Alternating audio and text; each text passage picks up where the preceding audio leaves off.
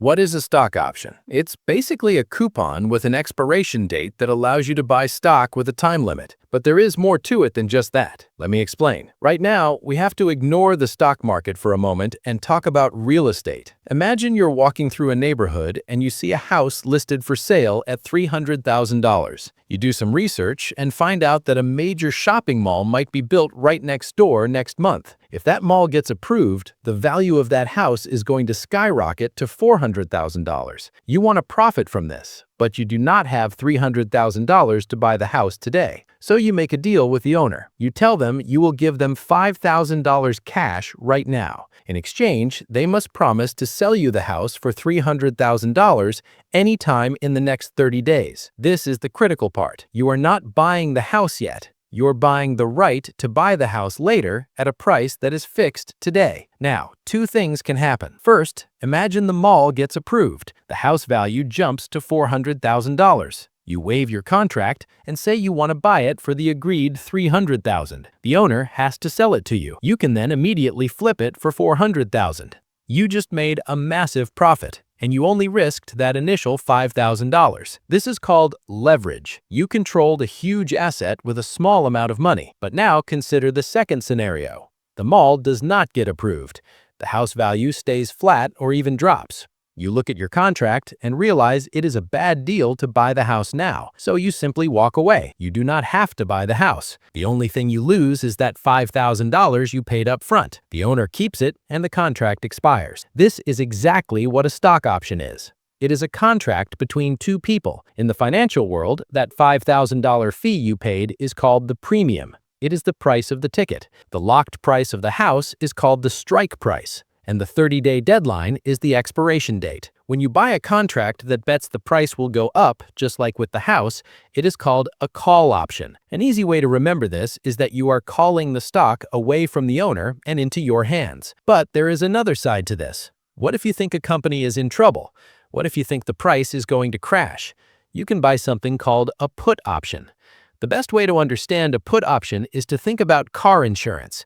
When you buy insurance, you pay a monthly premium. If your car stays safe, the insurance company keeps your money. You lose that premium.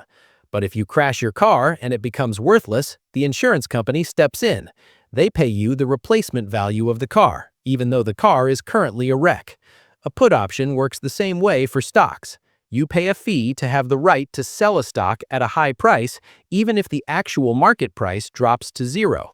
You are effectively betting that the car will crash. If the stock falls, your contract becomes incredibly valuable because it lets you sell something expensive that is currently cheap. You are putting the stock onto someone else. That sounds like a perfect system, but here is the problem that hurts almost every beginner. It is the expiration date.